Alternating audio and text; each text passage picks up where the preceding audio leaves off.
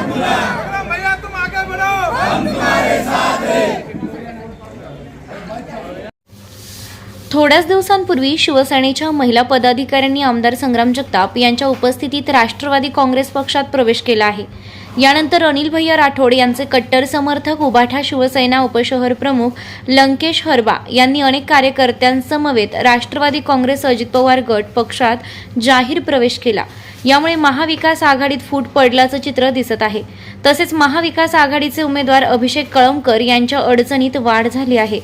आमदार अरुण काका जगताप यांनी राष्ट्रवादी काँग्रेसमध्ये प्रवेश करणाऱ्या लंकेश हरबा आणि सर्व कार्यकर्त्यांचा यावेळी सत्कार केला।